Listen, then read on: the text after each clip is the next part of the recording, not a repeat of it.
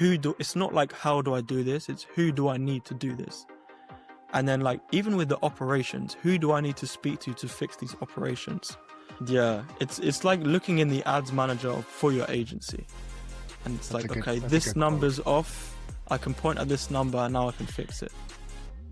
Hey everyone, welcome to an Agency Operators Level Up Client Showcase. I am Kyle Hunt, the founder of Agency Operators Level Up, where we help agency owners to install systems to scale without being the chief problem solver in their agency. Today's guest is someone I genuinely love working with, Nativ Yanko, founder of NSY Digital, and his team has been doing incredible work in the performance creative space for D2C brands, and it's been awesome to support them behind the scenes as they've absolutely destroyed their growth targets, which you're going to hear about in here. Nativ, man, thank you for joining on my call. Yeah, it's a pleasure. Excited to dive in. Cool. Before we get into the wins and the whole transformation that happened, I want to start with your origins story. So what made you want to start NSY Digital, and what were you doing before this? So my background's a little bit different than other agency owners. I used to be a professional athlete. So I was a football player, soccer. From age 8 till 16, I was playing for a team called Fulham, which is like one of the top league in the whole country. You could even say in the world. I was in the England national team, and then I started playing professionally in Cardiff. But then at the end, I had some really big surgeries, to say the least. Three surgeries in 3 years. Man. My whole ego was kind of crushed, where I was like a football player, then I dropped down to 0. I then didn't really have too much money, and I was just figuring out what I'm going to do with my life. This was back when I was like 19 years old. So I was a pizza delivery driver. I would deliver like 5 hours a day, every single day. In the winter, like I have a very like distinct memory where I was delivering pizzas and listening to Alex Hormozy podcasts. So through my hours in the like delivering pizzas in the cold, yeah, I would listen to podcasts, Alex Hormozy, Stoicism, all these like random kind of ideas. Mm-hmm. And then I was just kind of like, what stopped me from jumping in? So I just started the agency, no experience at all, bought a course, and was rubbish to start off with. And then we started to grow nicely, started to get momentum. And yeah, here we are now. Dude, that's an awesome story. It must have been crazy to go from like best in the world soccer, and then you're like, let's put myself through the most painful thing possible, which is starting an agency. Yeah. I feel like it's very multidisciplinary football. So like all the like learnings, you can really bring it over to business. There's a lot of actually very successful business guys that used to be in sport as well. Mm-hmm. I think it's like the determination and grit that you have as an athlete. Yeah. Yeah, and it's like you're just so used to being rejected and like losing or making a mistake, where it's just like nothing's really going to stop you. Gotcha. And then you came to me through Bogdan, right? Yeah, he's what a guy Bogdan is. Yeah. But yeah, I met Bogdan on a mastermind in the Dominican. He is obviously a creative agency as well. We are a performance creative agency for D2C ecom brands. And he was growing very quickly at that time. I think that's while you're still working together. And I was like, how the hell are you kind of, you're still working together. Yeah. So like, I was like, how the hell is this guy growing so quickly? And yeah, we just kicked it off from there. Very, very nice guy. Awesome. Yeah. He's like my favorite client. He's so positive. So happy. Yeah. Okay, so let's rewind back to October when we first started working together. What did your life and your typical week look like back then? I mean, I'm 23 with grey hairs, so I think you can kind of connect the dots. It was very, very stressful. If I'm going to be specific, it was me being in the weeds with everything, in client delivery, in sales, no real systems. I had a team. However, there were gaps in the system where I was just assumed to like step in. So the whole process wasn't mapped out, and the process where none of the team members were involved, I would come in. And obviously, as you start to scale that, it's kind of like you have an iceberg above water with a little crack, but the deeper you go in the water, the crack gets bigger and bigger. So I was very, very stressed, to say the least. And that's obviously why I went to speak to Bogdan to see like if there's anyone that could help. And yeah, that's how we started. Okay. And I remember you actually drew out your org chart and you're like, all these people come back to me. Yeah, yeah. It's like, and then the more people you hire, the more it comes back to me, Yeah. and it just gets worse and worse, and you kind of get in a rut that you can't escape.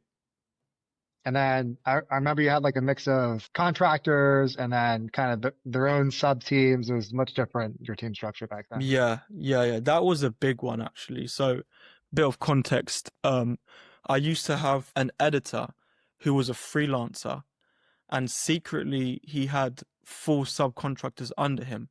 Hmm. So he was hitting his targets on timelines and everything. One edit would be amazing. One edit would be like Yeah. not the best because I Yeah. didn't know he could have been giving it to his senior guy. It's like I was hiring an agency to serve my clients. Yeah.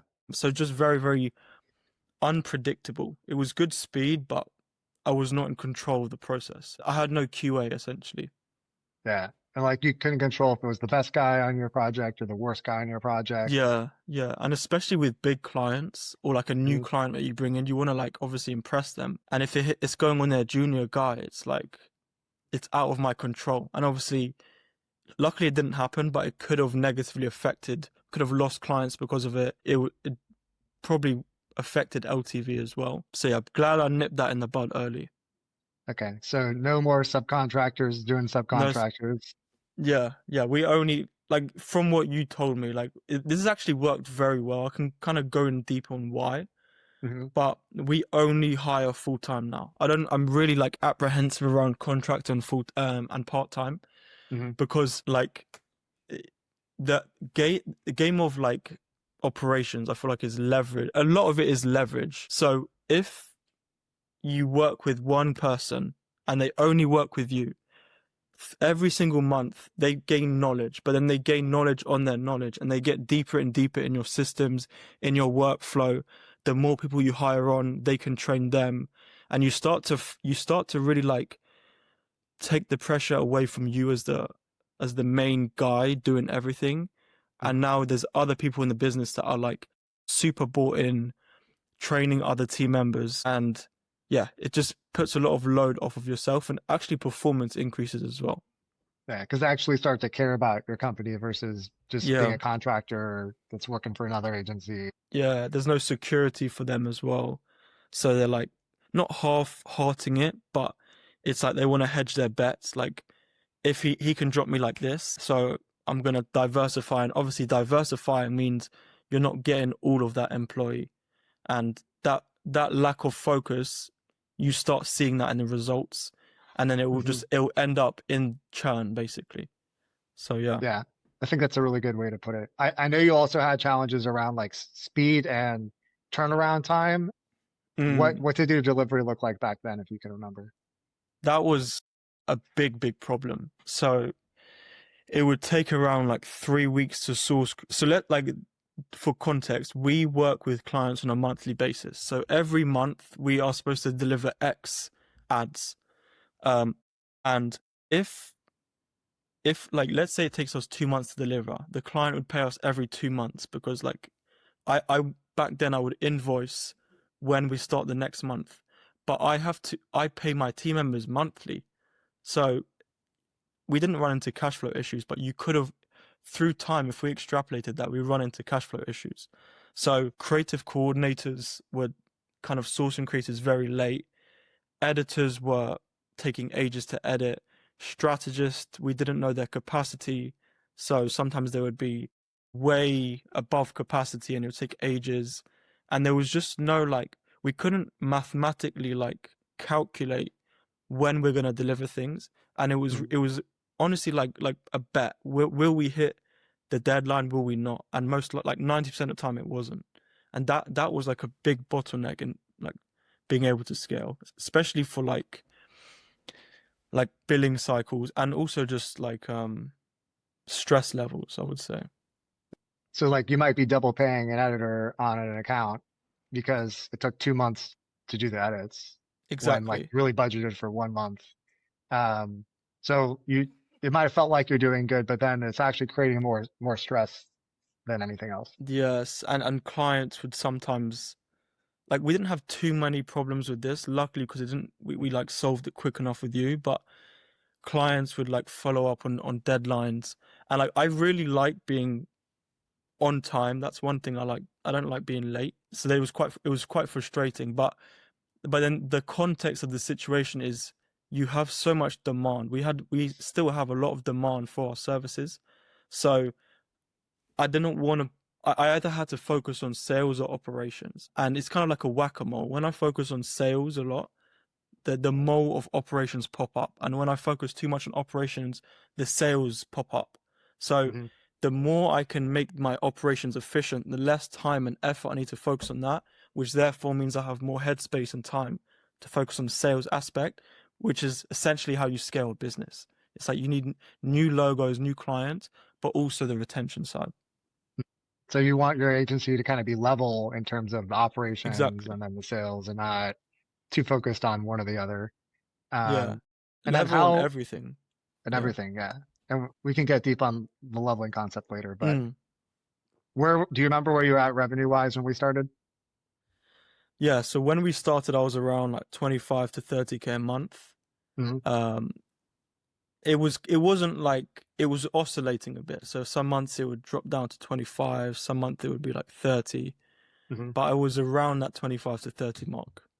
Okay, so we're like 30K. We're held together with duct tape. Yeah, What made you decide like, hey, I need operations help versus just hiring more people and trying to figure it out? because the sales wasn't the bottleneck for sure. I had, you probably know, there were many times I messaged you where we're like, we have too many clients. I can't fulfill them. How do I put them on a wait list? So we had a lot of demand, but Hmm. I didn't know how to fulfill that demand. And I always say I'm a big proponent of mentors. And like obviously your background of like you owned a huge agency, like I believe it was doing like 10 million or so. You had a quite a big brand as well.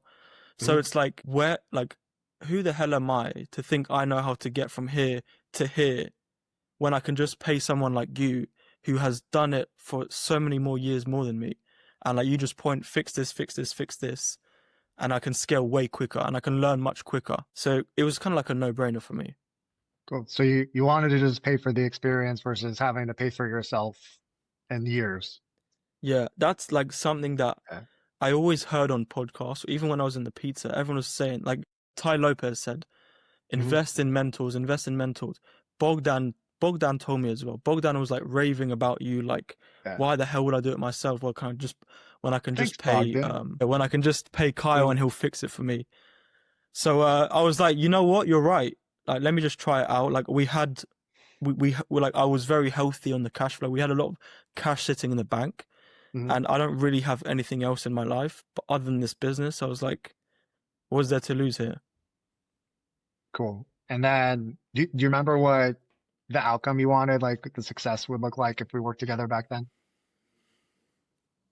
I didn't essentially put a number to it. It was just being able to keep this momentum of scale Hmm. without breaking or margins going down to the trash. But I would have said like if we would hit 60K a month after Hmm. our partnership, I would have been like ecstatic. Yeah. I think one of the things you mentioned was more headspace. Yeah. Yeah, So yeah. it was less about the revenue goal, which is a lot of my clients as well, and more about being able to actually just run an agency and enjoy it. Yeah, because like I kind of back myself that if I have time, if I have headspace, if I have clarity, I can solve complex kind of problems and I can kind of put my attention on things that really drive the needle. Because when you don't have headspace, you're stuck in the weeds, which these are like 1 to 2% needle movers. But Hmm. when you can like step back and have headspace, you can think of like the macro vision of the company and apply pressure and resource on what will basically drive the business forward more than anything else. Yeah, you'll have like a better decision-making framework, being able to Yeah. understand the business versus being so in it that it's like some agency owners, they're like, I can't breathe because I can't make the Mm, decision, and it just makes it more difficult. exactly. I think it's called cognitive load. It's like Hmm. such a real concept, especially when you're growing quickly. The more you can reduce that cognitive load, like the better your decisions will be. And obviously your business grows because of that. I love it. All right, so let's get into some really, really meaty stuff. So we worked together for 16 weeks. I'm going to walk and talk about some of the biggest challenges that you had, and key transformations. And the first thing I want to start with is the pod structure. So you never done a pod structure before. What was that transition like? Yeah, so before we were like all over the gaff. We were everyone was doing shared services, everyone was servicing everyone. Hmm. Um, but now we've moved into a pod structure, which is basically 3 pods. We're hiring for a pod lead who's Hmm. going to be managing each pod and are going to be running the daily meetings, which we can speak about as well. Creative strategist who writes all the ads, one editor, potentially two, and we can also go very deep on that as well because I know that was a talking point. Creative coordinator, and basically, from what I understand and how I see it, is like pods are like USA. Like you've got me, like Trump, who's like, maybe this is a bad analogy, where I'm the overlooking everything, and then you've got the states, and the head of states are like the pod leads, and then Yeah. inside you've got your department. So you've kind of like everyone can really focus deeply on their own thing instead of the main person focusing on everything, and it Mhm. gives much deeper attention to detail.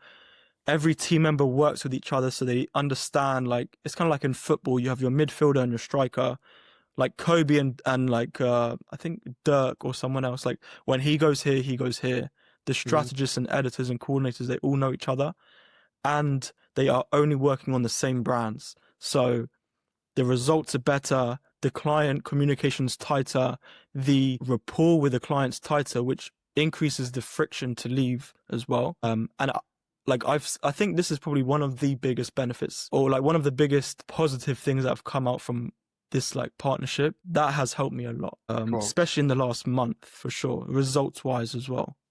Yeah. So we create these little team structures that all work together for the same clients, and it creates a different level of accountability and understanding, and thus results for our clients, and it leads to a better output. And then it's easily scalable too, because you just build more pods. Exactly. You Um, literally just duplicate it, and before every new client I would get in, it would reduce the quality of every other client. So it would be like filling in a bucket with holes in it. But right now we've got a bucket with no holes, and I can keep adding clients without any of mhm. the other clients dropping in results or happiness. Yeah. So let's talk about the pod lead position, because I get a lot of questions on this from the content that I write. What's the reason you have not hired a pod lead yet? Because they are very skilled people Yeah. and they're quite rare, especially in the UK. What I'm looking for, and kind of like what you advised me on, is have someone who is basically like a replacement of me. So someone who understands creative strategy very, very deeply, someone that understands media buying at a high level, so Hmm. that the creative strategist respects the pod lead enough to come to them for advice, and they can easily help them and improve. Someone that's also good client facing, and someone that if the creative strategist drops out, they can come in. If the media buyer drops out, they can come in. And they're really like a T-shaped employee where they're Hmm. very good at creative strategy usually in my case, but they also have a deep understanding of lots of other things. And that allows me as the founder to completely remove myself from that pod. And now that pod lead just reports to me on these like weekly and monthly calls where they just report the KPIs. And then me Hmm. as the founder can analyze these KPIs and point to where potentially problems lie. But that's why it's so difficult to find that person. Yeah. It's not an easy task, but definitely necessary. Yeah. And I think we talked through some ways to on the recruiting end to try to get that Yeah. person too. But I don't know if we have time to talk about that. What I do want to talk about though is your pricing structure now and how that's changed too. Because you came in and I was like, you're too cheap. So we raised prices. And how did all that work? What happened to your close rate? Literally, I Yeah. just increased prices, and Uh-huh. I was like nothing. I was kind of like expecting something for pushback, Hmm. and it was like there was one belief breaker for me. It was Hmm. like one client, like I was in I just was like, you know what, 11K. Like, what am I gonna lose? I don't really want this client too much. He said yes straight away, and I Yeah. was like, oh wow. And I was like, okay, like, and then that broke my belief. And then I started increasing prices, and there's really like a waterfall of positive things that come out of that. Like you open up your margins to hire better people. That's the main one. That is the main one. And then you just have more operating margin to hire better people because our product is the people and the systems. It Mhm. gives me more margin to invest in great mentors like yourself. It gives me more margin to invest and learn more about AI. But yeah, it solves a lot of issues. Yeah. So you get more money to hire better talent, to raise prices again, to get more money Exactly. to Yeah. hire better talent. Positive flywheel, I would say. Yeah. Positive spiral. Yeah. How did you convince, so you were capacity constrained. So you're just like, screw it. Let's try it out on this client. Yeah, literally, and I Yeah. just kept doing that. And then I just looked at my cash in the bank and my cash flow and I was like, I can hire someone way more expensive. And then I hired them and he's like amazing. He can perform better, so better results. He can Mhm. take on more clients. So I can add like let's say a retainer is 8K, I can add an extra 8K because of this amazing hire. The clients stay longer, the client results are better, we get more testimonials, I can acquire more clients. It's like positive across the board. And I remove myself so that I don't have as many grey hairs, basically. Yeah. Bro, if you get my age there, that'll be great. Um, all right. So I love that. Let's talk metrics because that was also something that we improved in your agency. And when we first started, I think the only thing you were tracking was revenue, Yeah. and you had no real operational And I was metric. hardly even tracking that. Yeah. What does that look like now? Now we're much more granular. We look at gross margin, like operating margin, like per pod as well. So this pod brings in X amount. Here's our expenditure per pod here. The question was what metrics we check. Yeah, Yeah, metrics. Yeah. we check like churn, capacity. Capacity is a big one. I remember Hmm. when we first started and you told me about capacity. I was like, how the hell do you calculate that? But now I can calculate capacity, revision rate, lead times, um, I think like cash flow, profit, and all the metrics basically like if you add them up, they equals Hmm. to like a great LTV. Um, so and also like hit like the benchmarks we're setting per client on ad spend, and if we are hitting those, and Hmm. if we are not hitting those KPIs, I can kind of like look at my team to see where the bottleneck is. Because if we do hit those KPIs, we will hit the goal with the client, and the client will stay longer. So it's really it's much more like mathematical and like methodical as well. Hmm. So you went from tracking lagging metrics or lagging metric, which is revenue, and Yeah, lagging just means that the result lags the KPI. So it's like if revenue happened, I can't actually already impact that. To tracking leading metrics that lead us to the result that we want, which would be things like a low revision rate, a high client performance, high pod margin, like all those things get us to things that we want. exactly. Yeah, it's given me as a founder a lot more clarity, especially when hiring. I uh, I can literally say like, are they? Do I think they can hit these metrics? And if so, the outcome will be there. And also, I know what my margins are, so I know how to invest in these great team members very like logically. Like, can I afford this with my current capacity and my current like pricing? If not, do I hire cheaper? No. Do I increase prices? Yes. And it's just really like I have all the numbers to make the decisions, basically. It's like a new level of visibility for you. Yeah, it's like looking in the ads manager for your agency, and it's like, okay, That's a this good quote. number's off. I can point at this number, and now I can fix it. I'm gonna steal that quote. That's good. Um, Yeah, so we also talked a lot in our working together about creating the strategy sheet. And for those who don't know what that is, it's basically what is our 3 to 5 year breakthrough objectives, and then how do we break that down into an annual target, and then how do we make priorities based on that? So how did having all that change your clarity about how you operate on a day-to-day basis? yeah. This one was a very important mindset shift. The thing that you said that kind of stuck with me is like, map out what you need to do every day. And if you are not doing this thing every day, that is directly taking you, like, it's directly not getting you closer to where you want to be. And if you're doing it, you need to find a way to delegate or systemize it or automate it. And then that, it just gave me so much clarity. I would look day to day, like, track my time and see, okay, I'm spending time on this when I should be spending it on this. How can I remove this again through operations to then kind of put all my units of energy on the things that are going to move the needle. That was like a good place to start because it like sets your bearings on where you're trying to go. And Hmm. then we explain, okay, what are the things we need to do to execute on those bearings? That's great. You should teach this, not me. It's like you said it perfectly. You taught me well, like that's how I can explain it now. Oh, I'm glad it stuck. Which obviously it did because you're killing it, man. Which leads me to the next question, which is, so we started like 25, 30K.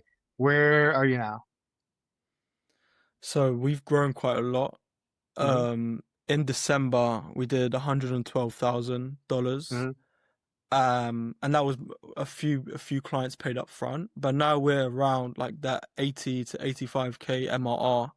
Uh, Um, and like it's not the good thing about it, it's not really like dropping. It's like at that point, and I really feel like I can kind of build upon that as well. yeah. So you basically tripled the business. Um, you still feel in control, or you probably feel more in control than when you were 25K a month. Yeah, yeah, yeah. Because I understand the metrics. I understand like the maths to get to the next stage, and I know Mhm. what to do basically. Yeah. And then you're basically at $1 million run rate. So how does that Yeah. milestone, like, what does that mean to you? Yeah, it's very it's very weird to say, to be honest with you. Like I have a lot of conviction in what I do, but if you would have told me this like a year ago, I wouldn't have imagined it. And it's like it's nice to see like the hard work paying off. I couldn't be more driven now. I don't think I've ever been this driven in my life to get to that next stage because I see what's possible and I Hmm. have good people to speak to who have been there to get me to that next level. So just very, very like grateful and but not complacent. I really do think we can take this to completely different level this time next Yeah. year. You're still very hungry for it. What's that next level for you? So I would love to hit 2 million run rate. So like around 150, 160, potentially 180K a month. Hmm. Um, Obviously there's lots of different problems that arise there, and I have to shift my mindset to hiring great people. But yeah, that's really the goal. It's the 160K, but also like that's the revenue side, but it's also like what is my what am I doing day to day? Am I still in the weeds or Hmm. am I scaling effortlessly? Because like thank God we have the demand. We are selling like in a high demand environment, and I just really want to keep that momentum. And that, in my opinion, the only bottleneck that could arrive is there's obviously sales, but it's the Hmm. operations. Like I'm gonna keep hammering down on that because it is probably one of the biggest unlocks I've done in the business, and that's why we could scale so quickly. So what's changed about how you operate in the day to day as you've scaled it? I'm way more like obviously removed. I'm not writing scripts. I'm not doing like communicating with the client, connecting all the dots. Hmm. I'm more on a strategic level where it's like, okay, here are all my pods. Here is the revenue per pod. Here's my expenditure per pod. It's not like how do I do this? It's who do I need to do this? And then like even with the operations, who do I need to speak to fix these operations? Hmm. So like the way it's changed, it's not how, it's who, especially in the short term, that's what it's going to be like. And then also, again, just thinking more on a high level of where I'm going to focus my time and energy, not like Hmm. fixing small, minute details that don't drive the business forward. So you're focused on like getting the right people in the right seats, and then you're Yeah. focused on making sure that you're spending time on the right things that are going to drive the business forward. Exactly. I think that is the best use of my time. For sure. And then through this whole operational change, how have client results been impacted? Were they made much better from the operation stuff? Like, how do you see that?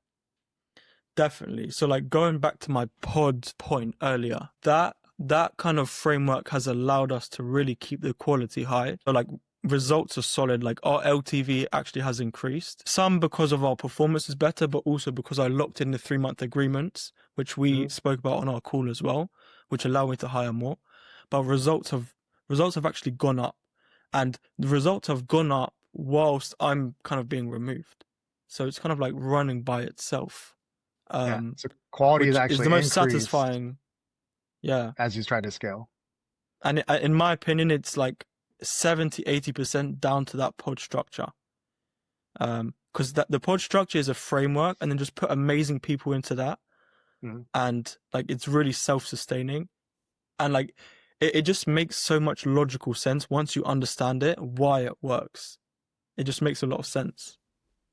Yeah. I did not come up with it, but I did come up with my version of it, which is the self-directed team Yeah. model that like has the pod lead and pod structure. I think that's something that's like missing in most of the models that I see. There's no true leader in it. And then also I've seen a lot of pods that are very unlevel. Well, they'll have like 3 editors in a pod or 4 editors in a Yeah. pod. And I know when we initially started, you had some thoughts about that, like having multiple people in the same role in a pod. How are you doing that now?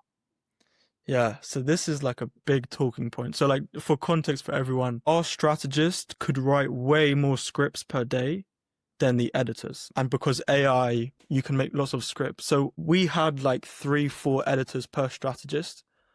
But then Kyle was like, oh no, you just need one.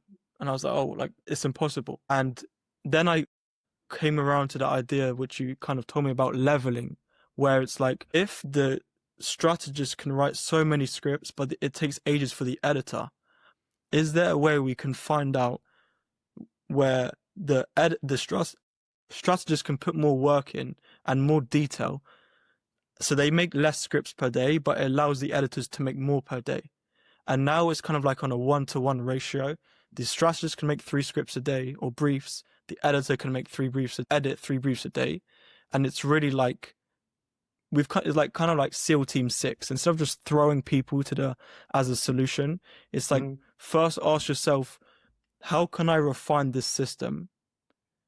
How do I measure when this system is correct?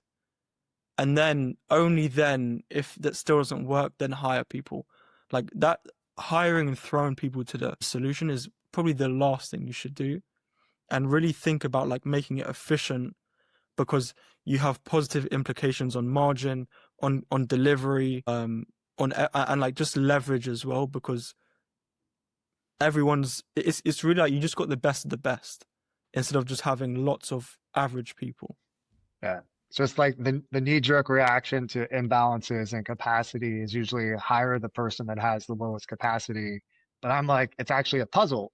And you need to figure out Yeah, how to exactly. balance capacity between people because I've been the person that has hired 2, 3 people for editors in a pod because of capacity issues, and it never ends well. Like it always ends in overspending and issues with alignment and everything. So I'm glad you Yeah. learned that now and not 5 pods in or 6 pods in. Yeah, because then your costs just inflate. And like I always tell myself it's a skill issue. If I don't know how to do this, it's a skill issue, and the solution to that is knowledge. And that's just if you're just speaking to people who've done it before. And actually, I know a lot of people that they have mentors, but they never do what the mentor tells them. Mhm. Trust me, listen to the mentor, obviously push back, but they've been there for a reason. Lower your ego and take in the information, and it works out in the end. Yeah, we did have some healthy debate on some things, but I think Yeah. eventually you came around for most things to my way of doing things, which I greatly Yeah. appreciate, and I think it's been a really big contributor to your success is Yeah, like agreed. listen to the people who've done it. Yeah, cool. And then so right now it's February 20th. If you could go back to October of last year and talk to Nativ, like pre-ops, pre-systems, pre-everything, what advice would you give him? Get into the pod structure Yeah. straight away. hire full time, find people who are ahead of you and pay them for their advice. Figure out the 2, 3, 4 levers that you should be focusing on every day to move the needle forward. Everything else is noise and should be delegated and or automated or even removed if it's not needed. And just keep the main thing, and build systems so that if things keep coming up, you've built it and that problem never comes up again, which then further allows you to allocate time to the main needle mover. I would say me before, I was so stuck in the weeds, I couldn't even think about needle, like what would move the needle. But yeah, that's what I would tell him. Okay, so build out a pod structure, pay people for advice that have already done the thing you want to, make sure you're focused on the right priorities, build Yeah, the right systems. exactly. I think that's good advice to everyone who's Yeah, listening out there. yeah. So for the agency owners that are in that 20 to 30K, maybe even 50K range that you were, that are probably feeling good growth, but they're kind of messy behind the scenes, what would you tell them? I would tell them like, you think you know it, but you don't know what you don't know. Like ego thinking you know everything can be healthy, but genuinely like just speak to people and they will open up your perspective on how to fix problems you wouldn't have even known it's a problem. Like I didn't know certain things were problems. So the main thing is just like get help from people who are above you, invest in them, invest in that relationship, and I promise you, like that ROI will come back to you. Um, and yeah, just keep the main thing, basically, and always ask yourself that question: Am I doing the thing that is the main thing? If not, question yourself on why you're not, because like you as the founder, you want to be focusing on your zone of genius, and that's Mhm. what's gonna like do things only you can do, and then ask people for help and pay people like even team members on things that you're not the best at, and move more to like who, not how specifically. Love that. Really, really awesome advice. So we've talked briefly about like where you're trying to go next, where you want to get to that PK MRR target. You're looking to hire a pod lead. Anything else that is in your future that you think is going to be impactful? Yeah, like building a recruitment engine as well. Hmm. That is something obviously we're speaking about now. Because like once you've got really solid systems, the next stage is like how good are the people operating that system? Hmm. And every like even when I was speaking to you and every big agency owner like a few steps ahead of me, all they talk about is recruitment. They basically said you have to build an internal recruitment agency. So Hmm. that is my focus for the next few months, I would say. Yeah. At every agency, if you're 100K plus, it becomes a constraint for talent, and it's a war for talent and how you consistently find the best talent leads and then filter those into the best talent leads that are the most qualified for you, and then onboard them in the fastest amount of time possible. So it's a whole agency within an agency. Exactly. And but once you fix it, like Mhm. it's very like once you have an A player, you'll be able to scale very quickly. Well, you've been crushing it. It's been so exciting as a mentor to see the heights that you're reaching. For anyone out there who's watching and they want to follow your journey or potentially even work with you, where should they go to find you? So I'm mainly on LinkedIn. You can just search Mhm. my name, Nativ Yanko. I'm also on X, and I just post about like creative performance creative for ecom agencies. But yeah, All right, LinkedIn, X, go find him. And if you're an agency owner who's feeling what he's feeling back in October, you got good growth, but you're really messy behind the scenes and running around like a headless chicken, or you're being the bottleneck in your own agency. That's exactly what I help agency owners to fix. And we help agency owners to scale without being the chief problem solver, with less stress and more profit. So if you want to explore what that could look like for your agency, you can also DM me on LinkedIn and look me up, Kyle Hunt, or check out agencyoperators.io. My man, Thank you again for jumping on. This was incredible. It's been such a pleasure to work with you and see you grow as a human and then also as an agency owner. Appreciate it. It was good talking. Thank you, my man. Cheers.